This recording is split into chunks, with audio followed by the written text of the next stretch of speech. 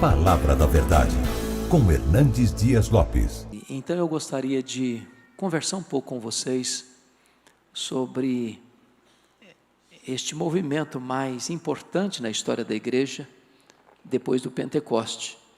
E gostaria de olhar a história, sobretudo a partir do Novo Testamento, passando pela Reforma, chegando nos nossos dias e ver quais são as implicações desta grande obra de Deus na história. Convido você para abrir comigo a sua Bíblia, no Salmo 44, no versículo 1. Salmo 44, versículo 1. E esse texto diz o seguinte: Ouvimos, ó Deus, com os próprios ouvidos, nossos pais nos têm contado o que outrora fizeste em seus dias. O contexto aqui é que os pais contam para os filhos o que Deus fez nos seus dias. E isso implica em dizer o seguinte: nós temos que aprender com aqueles que viveram antes de nós, porque a história deve ser nossa pedagoga, porque se ela não o for, ela será nossa coveira. Porque se nós não aprendermos com o passado, repetiremos os seus erros e não aprenderemos os seus acertos. Eu queria começar então essa palavra com vocês a partir do livro de história da Bíblia, o livro de Atos. E vocês bem sabem que Jesus Cristo dá um esboço nesse livro. E o esboço está em Atos 1:8. Porque derramarei, mas recebereis poder ao descer sobre vós o Espírito Santo, e sereis minhas testemunhas, tanto em Jerusalém como em toda a Judeia e Samaria, e até os confins da terra. Se vocês perceberem, tem aqui uma promessa, e tem aqui um plano, e tem aqui um poder. E exatamente esta agenda é cumprida no livro de Atos, porque do capítulo 1 ao capítulo 7, o evangelho está centrado em Jerusalém, que fica na Judeia.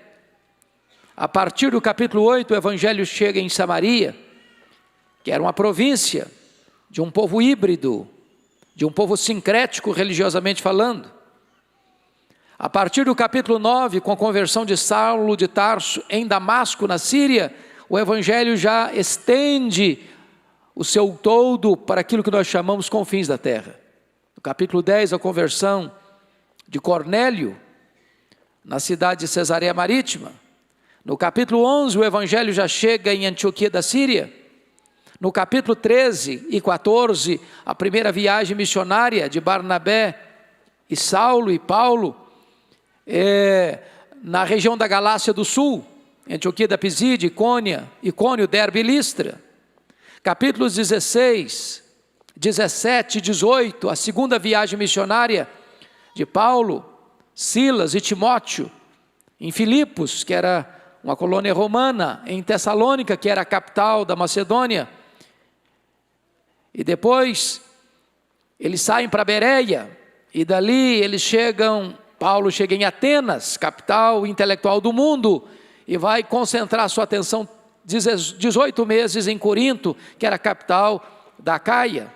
Capítulo 19 e 20, é a terceira viagem missionária, agora precisamente em Éfeso, que era a capital da Ásia Menor, uma cidade metropolitana com mais de 300 mil habitantes, onde ficava uma das 7 maravilhas do mundo antigo, que era o templo de Diana, 4 vezes maior do que o Partenon de Atenas. Capítulo 21, Paulo retorna a Jerusalém, onde ele é preso, e do capítulo 22 até o capítulo 27, ele está preso em Cesareia durante 2 anos, sendo acusado pelos judeus. Então ele vai para Roma, capítulos 27 e 28, e enfrenta um naufrágio. E ele chega em Malta, ele é picado por uma cobra, e passa ali os 3 meses do inverno rigoroso em Malta, e é enviado para Roma, como era o seu desejo ir a Roma, e era propósito de Deus que ele fosse para Roma, mas ele chega em Roma não propriamente como missionário, de forma assim mais clássica, mas chega como um prisioneiro. Então, É a partir daqui que nós queremos avançar, porque o livro de Atos termina em Atos 28 sem conclusão, porque a história da igreja continua. Nós estamos escrevendo o capítulo 29 do livro de Atos. Pois bem, vocês se lembram que quando o evangelho abre com a anunciação e o nascimento de Jesus, nasce debaixo do governo de César Augusto. César Augusto. Mas quando Jesus inicia o seu ministério, agora com 30 anos, o Império Romano não é governado mais por César Augusto, mas por Tibério César. E é sob o governo do imperador Tibério César é que Jesus morre na cruz e ressuscita. E depois ele é substituído por Cláudio, e depois ele é substituído por Calígula, e depois vem Nero. E Nero assume o governo com 17 anos de idade, no ano 54 da era cristã. Nero era um homem perverso, Nero era um homem cruel, Nero era um homem devasso. Nero era um homem que mandou matar membros da sua família, inclusive a sua própria mãe. Ele começa a reinar em 54. 10 anos depois que ele está governando, precisamente no dia 17 de julho do ano 64, acontece no Império o maior crime, talvez da história do Império. A capital do Império, a cidade de Roma, a maior cidade do mundo da época, é incendiada. E diz os historiadores que pelo próprio imperador, que assiste o espetáculo das chamas do alto de uma torre, a Torre Mecenas, vestido de ator, tangendo a sua lira. E este incêndio dura 7 noites e 6 dias, de 17 de julho a 24 de julho. Quando o incêndio termina, a cidade está destruída, 70% da cidade destruída. Dos 14 bairros, 10 deles foram devastados. Os 4 bairros restantes, densamente povoados por judeus e cristãos, dão a Nero um álibi para botar a culpa do incêndio de Roma nos crentes. Então começa um massacre contra os crentes. Para vocês terem uma ideia, faltou madeira para fazer cruz, tamanha quantidade de crentes que foram crucificados. Os crentes eram cobertos de piche, amarrados nos postes e queimados vivos para iluminar as noites de Roma.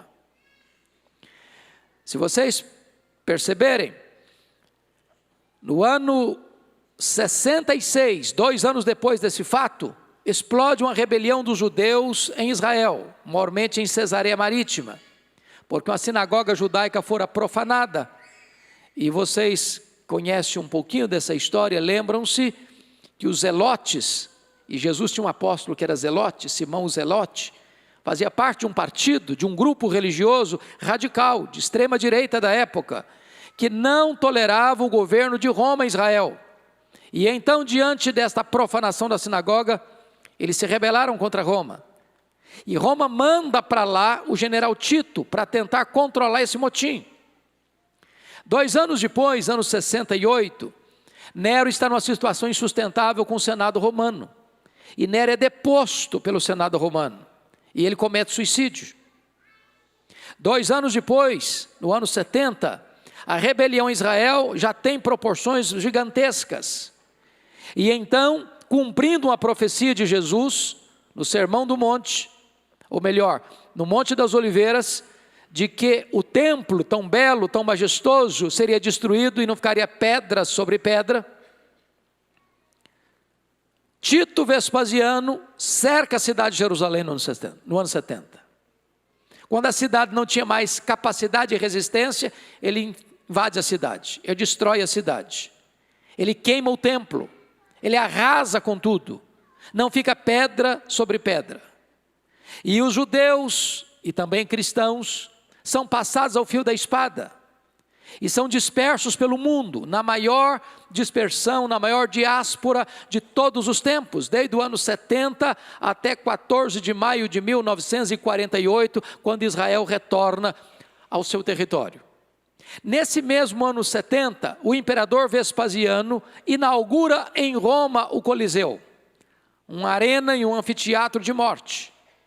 onde as feras eram levadas para ali para devorarem os cristãos, onde os gladiadores tinham suas lutas e os cristãos eram jogados nessa arena, que, numa festa de 100 dias de inauguração, matou mais de 10 mil crentes, com requinte de crueldade. Eles eram enrolados em peles de animais, jogados nessa arena para os cães morderem, para os touros pisarem, para os leões esfaimados devorarem. Uma verdadeira carnificina. Chega o ano 81 da era cristã e assume o governo de Roma Domiciano. Esse imperador é chamado de o segundo Nero, por causa da crueldade com que ele atacou o cristianismo. Foi este também o primeiro imperador a arrogar para si o título de Senhor e Deus.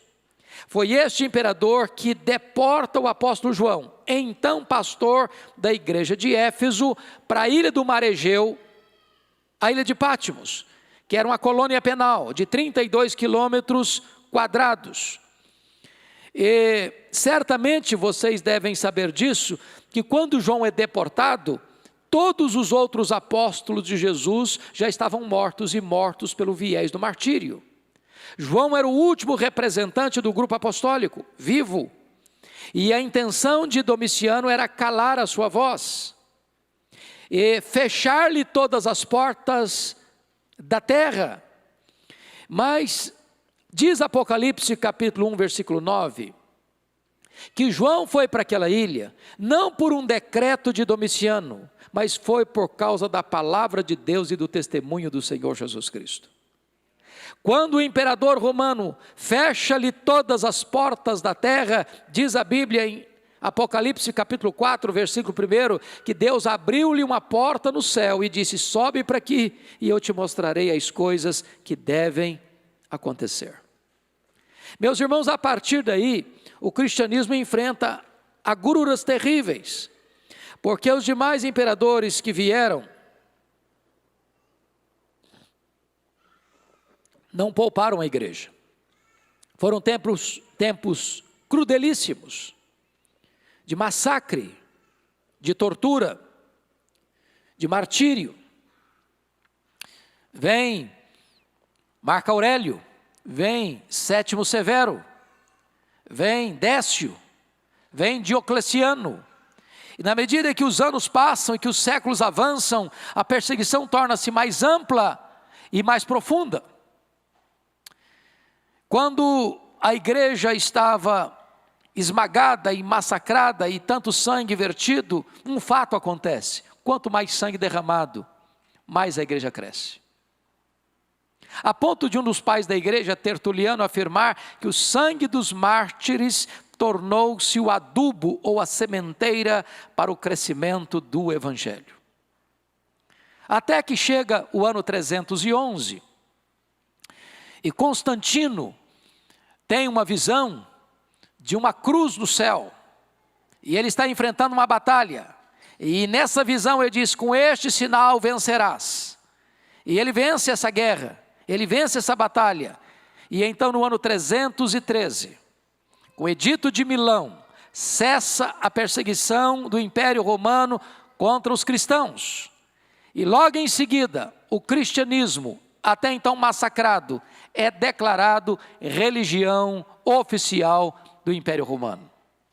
Tem aqui uma coisa maravilhosa, e que coisa maravilhosa é essa? É que os cristãos, que eram massacrados, que eram torturados, que eram mortos, agora têm plena liberdade. Eles podem ir e vir, eles podem se reunir publicamente. Agora eles que reuniam-se nas catacumbas de Roma, têm seus templos construídos pelo próprio império. Suas propriedades confiscadas são devolvidas. Agora, ser cristão não é mais viver debaixo da espada de Roma, com risco de enfrentar o martírio, mas agora ser cristão é encontrar as benesses do Estado e os aplausos do imperador. Mas tem coisa preocupante aí. E o grande drama do término da perseguição ao cristianismo é que a porta de entrada da igreja deixou de ser a conversão para ser a conveniência. Agora ser cristão é popular. Agora as pessoas vêm para a igreja trazendo a sua bagagem de paganismo. Não tardou para que a igreja fosse fermentada pelo levedo da idolatria, de todas as heresias que estavam presentes no panteão de deuses e do politeísmo romano. Então, o que acontece? A igreja começa a se paganizar. Para que você possa alcançar melhor e de forma mais didática a minha fala, eu gostaria de dividir a história por seções. Então vejamos, do primeiro ao quinto século, nós temos o período que chamamos de patrística, ou período dos pais da igreja, ou período da patrologia. Nesse período, uma questão básica tomou conta da igreja, que foi a definição da doutrina da cristologia, da pessoa de Cristo. Por que razão eu digo isso?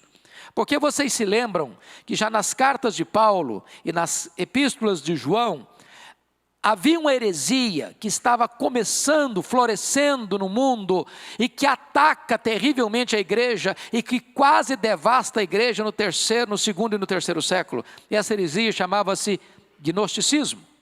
E o que era o gnosticismo? Era um concubinato entre a fé judaica e a filosofia grega.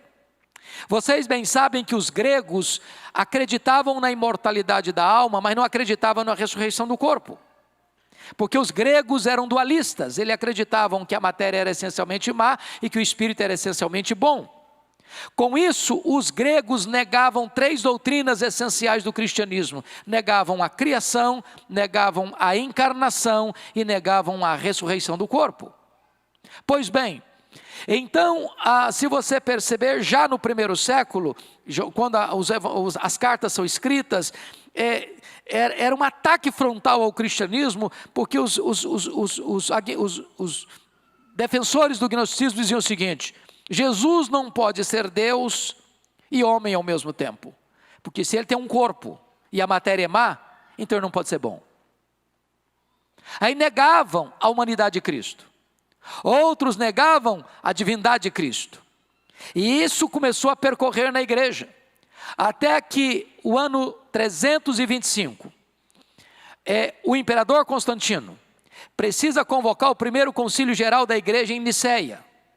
Por quê? Porque um presbítero de Alexandria, chamado Ário, começa a pregar que Jesus Cristo não é Deus. Foi a primeira criação de Deus, mas não tem a mesma substância de Deus. Então, Constantino convoca esse concílio em Niceia em 325, e Atanásio, que foi um dos grandes campeões da história de ortodoxia, refuta e rebate as doutrinas heréticas de Ário, e finca-se ali em 325, no concílio de Niceia, a estaca da ortodoxia para defender a divindade de Jesus Cristo. E Atanásio disse: Jesus Cristo é Deus, Deus de Deus, luz de luz, coigual, coeterno e consubstancial com o Pai. Agora preste atenção nisso. Toda vez que você super enfatiza uma doutrina, você corre o risco de desvirtuá-la, ou de não dar equilíbrio às outras. Por exemplo, em 381, foi preciso convocar um outro concílio, o concílio de Constantinopla. Para quê? Para agora enfocar a doutrina da humanidade de Cristo. Porque ele é Deus, verdadeiramente Deus, mas ele se fez carne e tornou-se verdadeiramente homem. Mas foi necessário um terceiro concílio, que se reúne em Calcedônia, em 451, para agora juntar essas duas verdades. Que verdade? A verdade da pessoa teantrópica de Jesus Cristo, ou seja, divino-humana de Jesus Cristo. Ele é homem, ele é Deus e ele é homem, ele é uma só pessoa, mas tem duas naturezas distintas. Não deixou de ser Deus ao se fazer homem, e ao retornar para o céu, não deixou de ser homem por ser Deus. Esta é a verdade gloriosa. Pois bem, vamos agora para um segundo período da história da igreja, que é do 5º século ao 15º século. Esse período nós chamamos de escolástica, ou Idade Média, ou Idade das Trevas. Então preste bem atenção num fato curioso. Com a rápida paganização da igreja, como disse para vocês, a partir do momento em que o cristianismo foi declarado em religião oficial do Império Romano, começa a disputa de poder dos bispos das 5 principais cidades do mundo. Que cidades? Roma no Ocidente, Constantinopla no Oriente, Alexandria do Egito, que era a 2ª maior cidade do mundo, Antioquia da Síria, que era a 3ª maior cidade do mundo, e Jerusalém. Pois bem, no ano 604, o imperador romano Focas nomeia Nicolau I, bispo de Roma, como bispo universal da igreja. Nicolau I rejeitou esse título e disse: qualquer homem que aceitar um título de bispo universal da igreja deve ser considerado um anticristo, porque somente Jesus Cristo é o bispo universal da igreja. Pois bem, 3 anos depois, o imperador Focas nomeia Bonifácio III, bispo de Roma, como bispo universal da igreja, e Bonifácio III aceita esse título, e começa então, em 607, o que nós chamamos de papado, do Papa. Agora você pode argumentar da seguinte maneira: pastor, mas preste bem atenção, eu já li livros, até na minha escola, no curso secundário, ou mesmo na universidade, que mostram uma lista de papas a partir de Pedro. Então como é que o senhor vai me dizer que o papado só começou no ano 607? Que negócio é esse? Como é que fica esse ato aí? Então deixa eu dizer uma coisa para você muito importante. Surge na França, no século VIII, um documento chamado As Falsas Decretais de Isidoro. Um documento forjado, um documento falso, que teve como único propósito validar o papado, a partir de Pedro. Como se Pedro tivesse sido o primeiro papa, e se todo papa fosse legítimo sucessor de Pedro. Se você quiser conhecer um pouco melhor esse assunto, eu sugiro a você a leitura de um livro, de um autor chamado Janus, e o nome do livro é O Papa e o Concílio, cujo prefácio foi escrito pelo maior tribuno brasileiro, Rui Barbosa. E esse livro tem uma peculiaridade interessante, porque o prefácio do livro escrito por Rui Barbosa representa 70% da obra. Eu nunca vi nenhum livro assim, onde o prefácio é maior do que o conteúdo da obra. E nesta obra, O Papa e o Concílio, Rui Barbosa desconstrói completamente essa ideia de papado, mostrando que as falsas decretais de Isidoro foram o maior embuste literário de toda a história da humanidade. Um documento falso que tenta linkar o papado a Pedro. Pois bem, queridos, a igreja na Idade Média cresceu financeiramente, cresceu economicamente, mas decresceu e se corrompeu moral e espiritualmente. A corrupção no alto clero era terrível, tanto de assassinatos, tanto de conspiração, de prostituição, das coisas mais terríveis. E a igreja foi se corrompendo. Doutrinas estranhas à palavra de Deus foram sendo introduzidas. Por exemplo, o culto a Maria, como imaculada, como intercessora, como corredentora, como mãe de Deus. Por exemplo, o purgatório, a missa, que é um sacrifício incruento de Cristo, a transubstanciação, o confessionário, as relíquias, a oração aos santos, a invocação dos mortos, a salvação pelas obras, a tradição, mais tarde, a infalibilidade papal. E todas essas doutrinas que não têm qualquer amparo nas Escrituras foram sendo introduzidas na igreja, e a igreja perdeu por completo a sua fidelidade às Escrituras. Então era necessária uma reforma, e é muito importante que se diga que Deus nunca deixou de ter uma lâmpada acesa na história, um remanescente fiel.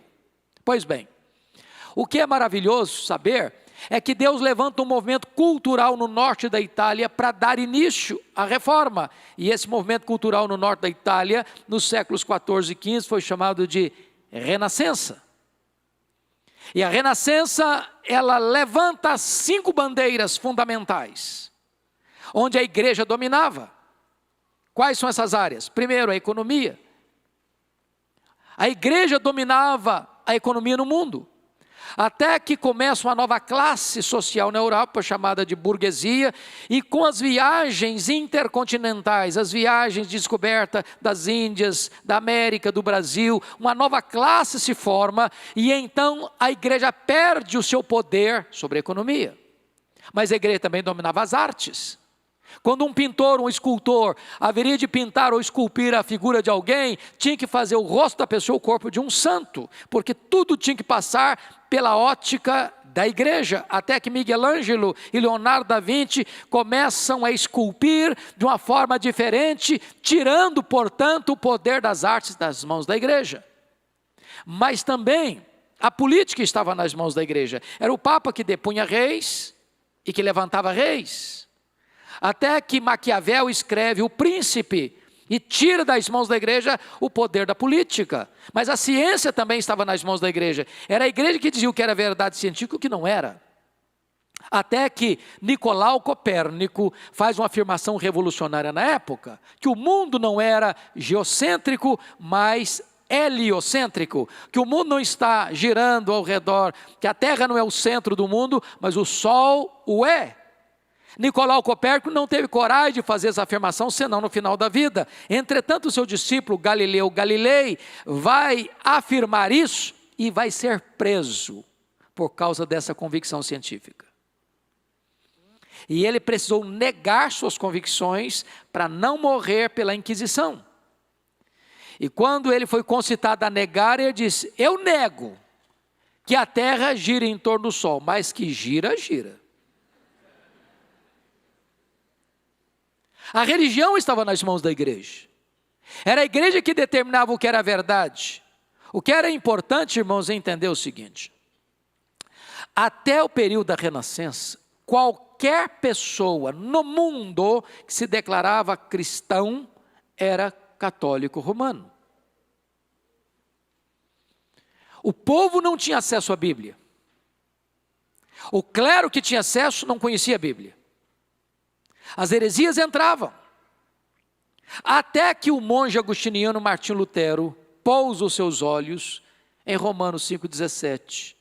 E ele é liberto então no seu entendimento e pavimenta o caminho então para a reforma. Mas é muito importante você entender que os reformadores só puderam fazer o que fizeram porque Deus, antes deles, levantou o que nós chamamos de pré-reformadores. E o primeiro pré-reformador que vale a pena destacar é John Wycliffe, um importante e culto professor universitário, que chega à seguinte conclusão: é impossível promover uma reforma na Inglaterra, a não ser que o povo tenha a Bíblia na sua própria língua. Por quê? Porque toda a tradução de Bíblia na época era para o latim. O povo não tinha acesso à Bíblia, os sacerdotes não liam a Bíblia, e o povo era ignorante. Então, John Wycliffe entendeu, precisamos traduzir a Bíblia para a língua do povo, e ele começa então a tradução da Bíblia para o inglês. Ele é perseguido, ele precisa fugir. Mas os seus discípulos, os Lollardos, completam a tradução da Bíblia para o inglês. E vocês bem sabem a importância da língua inglesa no mundo hoje. E é a língua em que mais se tem Bíblias impressas em toda a história da humanidade. Pois bem, um homem na Boêmia, nós chamávamos há bem pouco tempo de Tchecoslováquia, chamado de John Hus,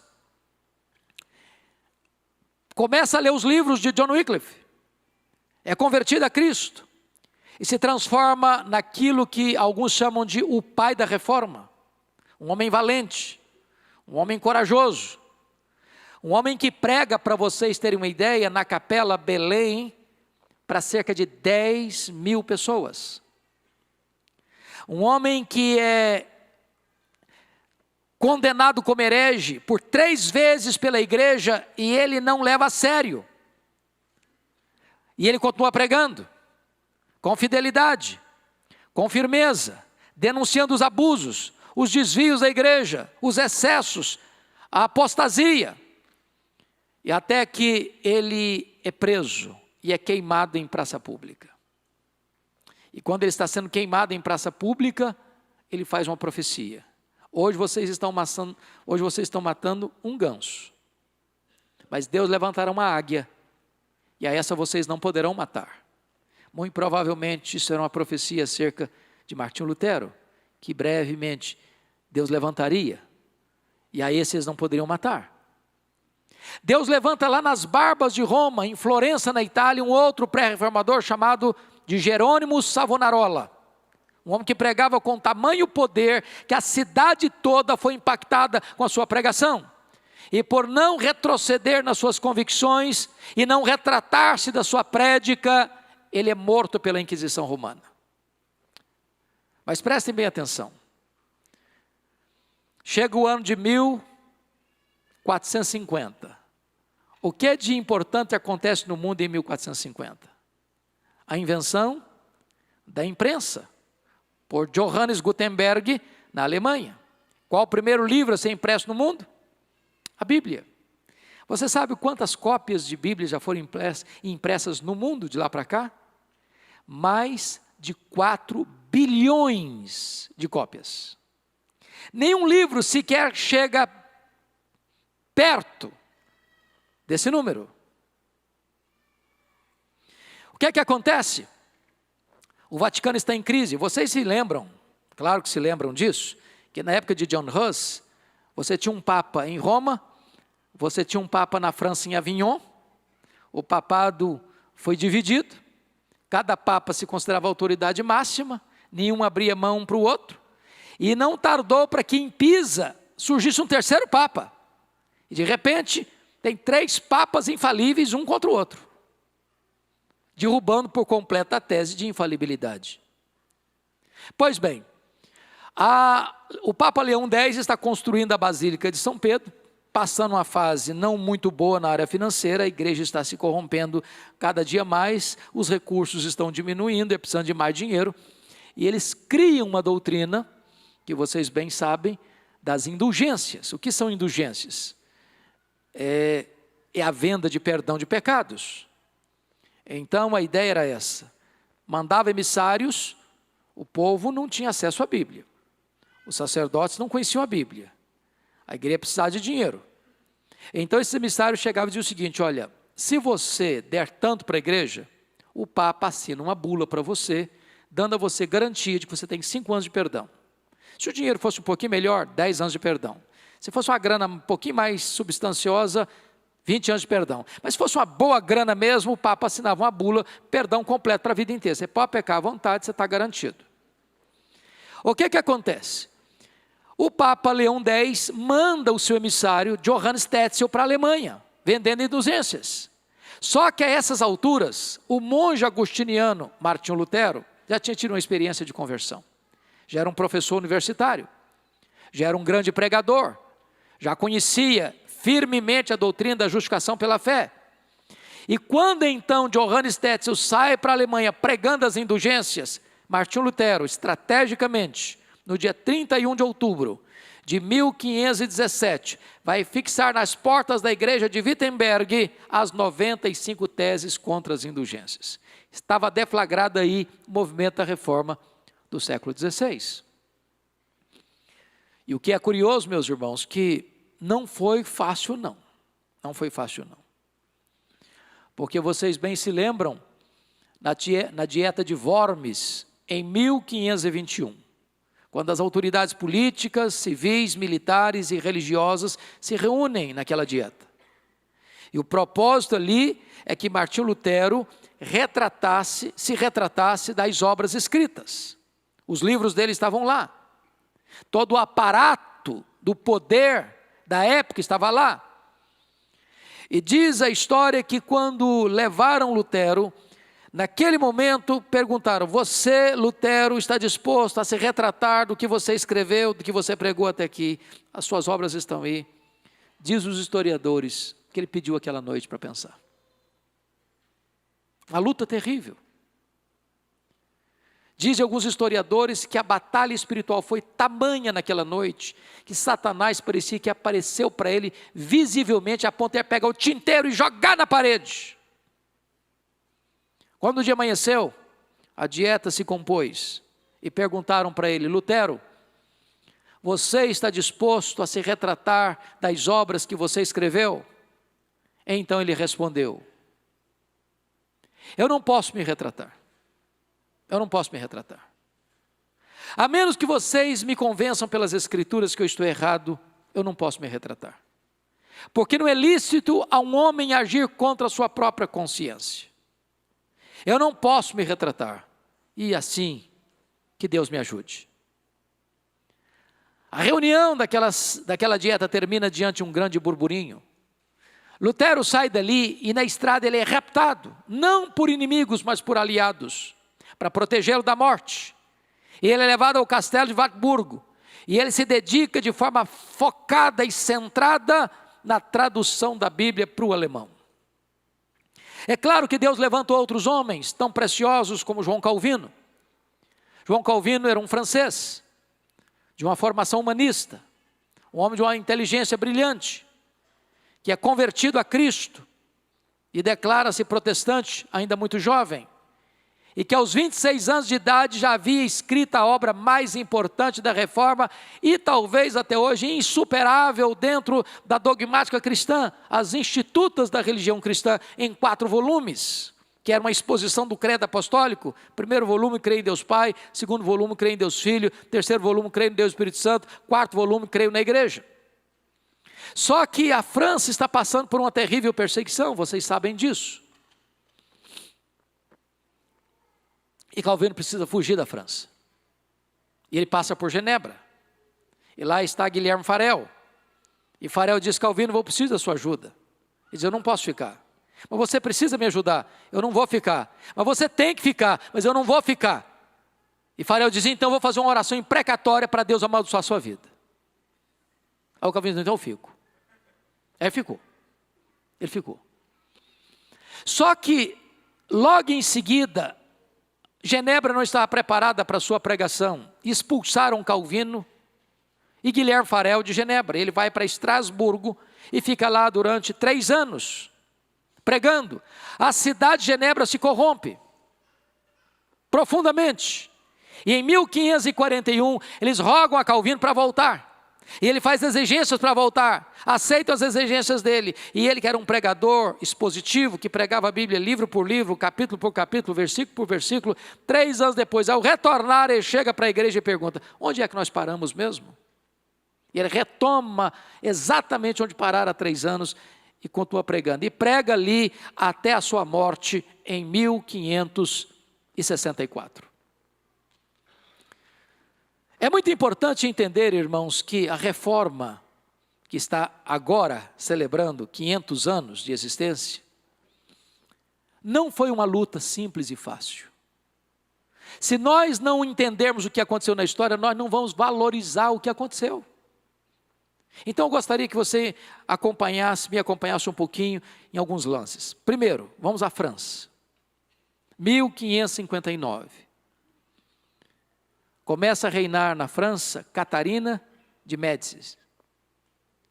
Essa mulher era uma mulher cruel. E todos vocês se lembram a fatídica noite de 24 de agosto de 1572, a chamada Noite de São Bartolomeu, onde mais de 70 mil crentes huguenotes, calvinistas franceses, foram mortos à traição por ordem de Catarina de Médicis. Um banho de sangue. Sob o apoio do Papa e os aplausos de Filipe II, que era genro de Catarina de Médicis. Filipe II era rei da Espanha. E Filipe II escreveu para sua sogra, encorajando-a a proibir ser protestante na França. E de fato levantou-se um decreto onde era proibido ser protestante na França. Um massacre, uma perseguição terrível. Terrível. Mas vamos comigo um pouquinho para a Holanda. No ano 416, houve um sínodo em Cartago. E naquela época, Pelágio começa a pregar que a queda lá de Adão e Eva não atingiu o ser humano por completo. E que o homem hoje, naquela época, claro, era tão livre quanto Adão o era antes da queda. Que o homem tem total livre-arbítrio. É que o homem que escolhe. Que o homem não foi atingido por aquilo que nós chamamos hoje, mais tarde, de depravação total. Então se levanta Agostinho de Hipona e derrota as teses de Pelágio, mostrando o seguinte, que nenhum homem pode ser salvo a não ser pela graça de Deus, que o homem é pecador, que o homem está morto dos seus delitos e pecados, e que a não ser que o Espírito Santo opere nele o arrependimento, ele não pode ser salvo. Pois bem, o pelagianismo de 416 que Agostinho de Hipona derrotou lá no Sínodo de Cartago, está de volta na Holanda. E então, um outro sínodo precisa ser convocado, o Sínodo de Dort, 1618, 1619 na Holanda. E é nesse sínodo que nós cunhamos aquilo que nós chamamos de os 5 pontos do calvinismo: depravação total, eleição incondicional, expiação limitada, graça irresistível e perseverança dos santos. Mas vão comigo um pouquinho só para a Inglaterra. Eu acho que aqui tem uma história que está mais ligada a nós. Vocês se lembram que em 1534, o rei Henrique VIII rompeu com o catolicismo. E rompeu com o catolicismo não por convicção doutrinária, mas por conveniência pessoal. Por quê? Porque ele queria um filho para ser seu herdeiro no trono. E então ele queria se divorciar da sua mulher e casar-se com Ana Bolena. Só que o Papa não lhe dava permissão para se divorciar. Nesse ponto a igreja era conservadora. E então o rei rompe com o Papa, cria uma nova igreja na Inglaterra, a igreja anglicana, e ele passa a ser chefe da igreja e chefe de Estado. Na verdade, Ana Bolena não lhe deu esse filho que ele esperava. Ele casou-se 8 vezes. Pois bem, isso aconteceu em 1534. 1547, Henrique VIII morre, e o filho dele, que tinha nascido de um desses casamentos, está com 10 anos de idade, Eduardo VI. E vocês bem sabem que um menino de 10 anos de idade não tem condições plenas de governar. O que acontece? Os bispos protestantes da Inglaterra entendem que devem se aproximar desse jovem rei para influenciar a chegada e a implantação da reforma na Inglaterra. Ridley, Latimer, Cranmer. Mas quis a providência de Deus que esse jovem rei morresse adolescente com 16 anos de idade em 1553. Com a morte dele, quem vai governar a Inglaterra? A irmã dele, Maria Tudor. E Maria Tudor foi chamada de Maria Sanguinária, perversa, cruel. E ela persegue de forma implacável os crentes. Primeira coisa que ela faz é levar para estaque e queimar em praça pública Latimer, Ridley e Cranmer. Um massacre na Inglaterra. Muitos crentes tiveram que fugir da Inglaterra para poupar sua vida. Fugiram para onde? Para onde estava a reforma estabelecida. Para Genebra, para a Holanda, para a Alemanha. Mas por bondade e providência de Deus, essa mulher morre cedo. 5 anos depois, 1558. Com a morte de Maria Tudor, quem vai assumir o governo da Inglaterra? A sua irmã, Elizabeth, que você já deve ter visto algum filme dela na vida. E ela tem um longo governo, de 1558 a 1603. E o primeiro decreto de Elizabeth é a decretação da volta dos foragidos para a Inglaterra. Só que lá no continente eles tiveram contato com a reforma. E ao retornarem para a Inglaterra, eles exigem da igreja 4 coisas. Primeiro, queremos uma igreja com doutrina pura. Segundo, queremos uma igreja com liturgia pura. Terceiro, queremos uma igreja com governo puro. Quarto, queremos uma igreja com vida pura. E começa então um dos grandes movimentos reformistas e de avivamento na Inglaterra, chamado os puritanos, que vão legar à história da igreja a geração mais culta e com a maior e mais vasta literatura teológica de toda a história da igreja. Curiosamente, Maria Tudor queria destruir a igreja, e ela só conseguiu promover a igreja, porque a igreja de Deus é indestrutível. Com a morte de Elizabeth em 1603, começa a governar a Inglaterra Tiago I, também chamado de Tiago VI, e governa até 1625, e o seu filho Carlos I começa a reinar. Quando ele começa a reinar, curiosamente, vamos abrir um parênteses aqui. Esteve com Calvino lá em Genebra, um homem que é chamado de o pai do presbiterianismo. Como é que chamava esse homem? John Knox. John Knox. Ele foge da Escócia, porque a Escócia e a Inglaterra estão ligadas. Com a perseguição de Maria Tudor, ele foge para lá. O que acontece? Ele fica com Calvino. Quando Maria Tudor morre em 1558, em 1559 ele retorna para a Escócia. E então em 1560 a Escócia já era um país presbiteriano. Era esse homem, chamado pai do presbiterianismo, que orava e chorava e dizia: meu Deus, dá-me a Escócia para Jesus, senão eu morro. Pois bem, queridos, quando o rei Carlos I quis impor à Escócia o anglicanismo, a força, a Escócia, que já era presbiteriana, rejeitou. O rei convocou o parlamento para lhe votar dinheiro e homens para guerrear. O parlamento de maioria puritana não atendeu ao rei, maioria puritana. O rei cancelou aquelas eleições, convoca novas eleições, maioria puritana ainda. E então começa uma guerra civil na Inglaterra. O exército do rei, o exército do parlamento, comandada por Oliver Cromwell. Foi no bojo dessa guerra civil, no dia 30 de julho de 1639, que o parlamento inglês convoca a Assembleia de Westminster para escrever o que nós chamamos hoje dos elementos de fé, dos símbolos de fé da igreja presbiteriana. Quais sejam? Confissão de Fé de Westminster, Catecismo Maior e Breve. E esta é uma longa reunião que dura praticamente 7 anos, com mais de 150 teólogos de cepa, de gente de grande envergadura, para escrever um documento que nós lemos em algumas horas. O rei Carlos I perdeu essa guerra, foi decapitado, mas depois Carlos II assume o governo mais tarde, volta à Inglaterra novamente para o anglicanismo. Vamos dar uma paradinha aqui para você entender uma coisa. Todos vocês sabem que surge um movimento na França, chamada de racionalismo, com René Descartes, dizendo assim: cogito ergo sum. Penso, logo existo. Esse movimento entrou dentro da teologia. E dentro da teologia, esse preceito filosófico é um desastre. Porque o preceito racionalista é o seguinte: eu só aceito como verdade o que a minha mente consegue entender e explicar.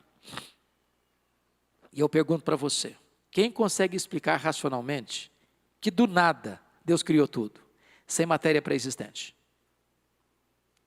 Quem consegue explicar racionalmente que Deus, sendo transcendente, maior do que tudo quanto Ele criou, se esvaziou e se tornou um zigoto, um embrião, um feto, um bebê?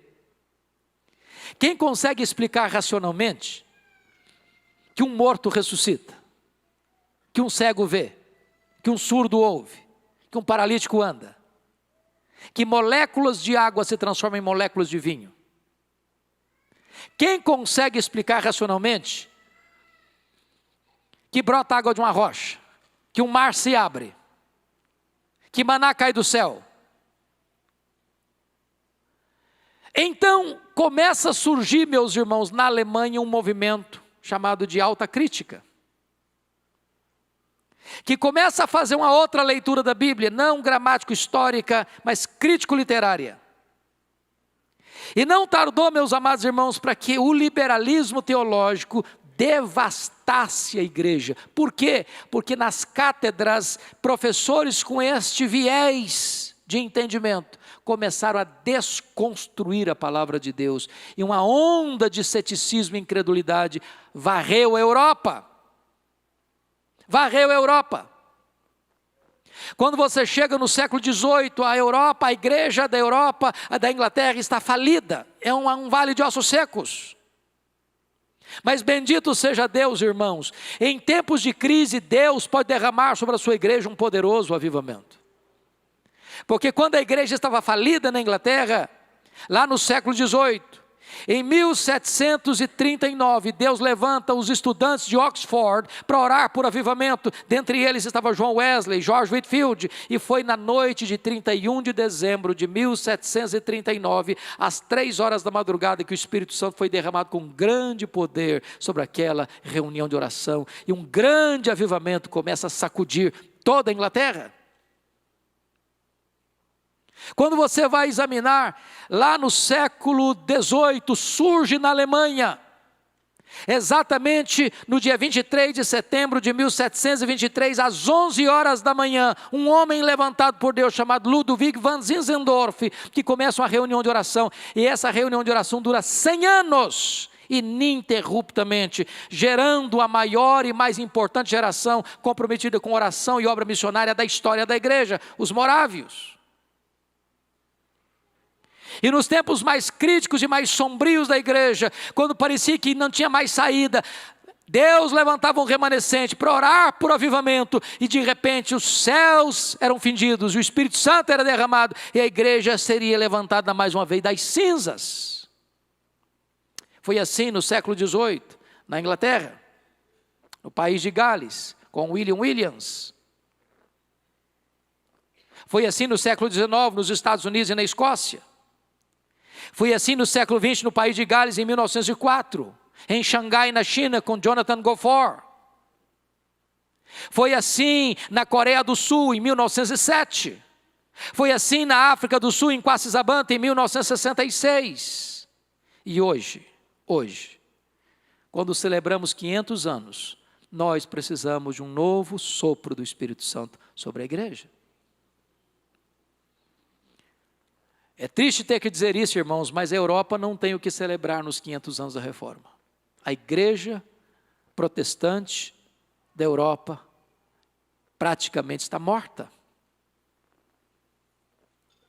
A Europa hoje é um continente pós-cristão. Eu estive agora, há poucos anos, há 2, 3 anos, lá na Escócia, a terra de John Knox. E para minha tristeza, o templo mais importante perto do castelo, em Edimburgo, quando eu entrei no templo, o que estava lá dentro não era um púlpito nem bancos, era um bar, foi transformado num bar. Na Inglaterra, dos grandes avivamentos, menos de 4% do povo frequenta uma igreja. Os templos são vendidos e transformados em mesquitas, em boates, em bares, em museus. Você vai à América do Norte, Canadá, você vê as chamadas de dead churches, igrejas mortas. Os seminários que formaram teólogos, missionários, pastores, que abençoaram o mundo, tomados de assalto pelos liberais, hoje geram morte e ceticismo. Você olha a realidade evangélica brasileira, irmãos, você vê denominações aqui no Brasil que já se renderam ao liberalismo. Seminários tomados e eivados de professores que não acreditam que a Bíblia é a palavra de Deus. Igrejas aqui no Brasil que já estão dando marcha ré e perdendo membros ano após ano. Por outro lado, você vê aqui no Brasil mega igrejas, templos imensos e lotados, mas não tem evangelho. Não se prega mais sobre a graça, não se prega mais sobre a justificação pela fé, não se prega mais sobre arrependimento, não se prega mais sobre a salvação, não se prega mais sobre a centralidade da pessoa de Cristo. O que se vê é misticismo, é sincretismo religioso, e onde não tem palavra de Deus, não tem o Deus da palavra. Nós precisamos, portanto, irmãos, não apenas de uma nova reforma, nós precisamos de um poderoso reavivamento espiritual. Um dos lemas da reforma é igreja reformada, sempre reformando. Igreja, reforma, irmãos, não é novidade. Reforma é retorno. Reforma não é invenção de coisa nova, é volta às origens.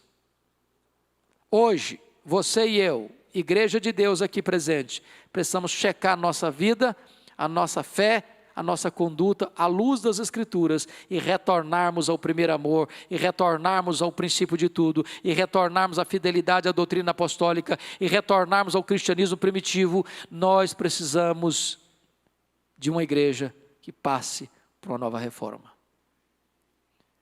A minha oração é que Deus abra os nossos olhos, tirando as vendas, e que Deus destampe os nossos ouvidos, tirando o tampão, e que Deus sensibilize o nosso coração, para nós voltarmos ao primeiro amor, para nós experimentarmos uma obra sobrenatural e poderosa do Espírito Santo, trazendo-nos um vigor novo, um entusiasmo novo, uma palavra que venha encher o nosso coração de alegria e de paz, de entusiasmo e de ousadia, para nós experimentarmos os mesmos valores, os mesmos princípios e o mesmo compromisso que os reformadores tiveram há 500 anos.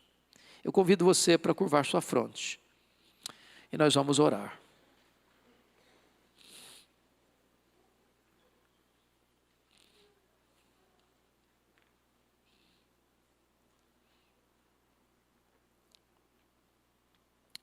Eu estava pregando em Belo Horizonte há alguns anos.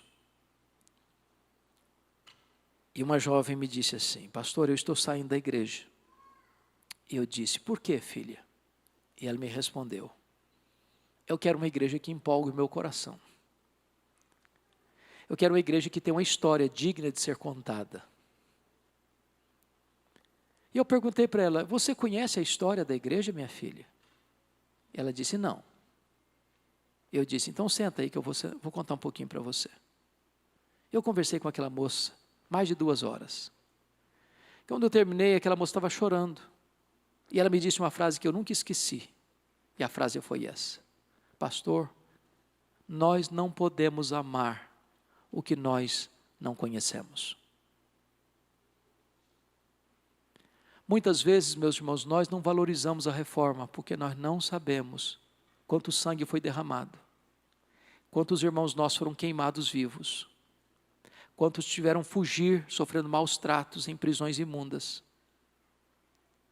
quantos que tiveram que ser apartados de sua família, vivendo no exílio, por causa da sua fé, para nos legar o Evangelho. Que Deus nos ajude a entender isso, para que nós possamos contar para os nossos filhos, para os nossos netos, para as futuras gerações o que Deus tem feito na nossa geração, para que nós passemos o bastão do Evangelho para as futuras gerações. Senhor Deus, bendito é o teu nome, porque nesta noite tu trouxeste cada um de nós aqui, para nós recordarmos esses lances da história, que são intervenções tuas na história. Glória ao teu nome, porque sempre tu tiveste um remanescente fiel. Glória ao teu nome, porque tu preservaste a tua igreja. Glória ao teu nome, porque tu preservaste a tua palavra. Glória ao teu nome, porque tu preservaste, Deus, a sã doutrina. Glória ao teu nome, porque hoje podemos reconhecer que este legado que recebemos, embora tenha custado um alto preço, esta palavra chegou até nós. E permita, Deus, que esta palavra esteja arraigada em nosso coração, que nós tenhamos pressa e entusiasmo para transmitir para as futuras gerações aquilo que nós aprendemos. Que seja assim, Senhor, para que a igreja seja fortalecida, para que o teu nome seja honrado, para que os pecadores se convertam a ti. Em nome de Jesus. Amém.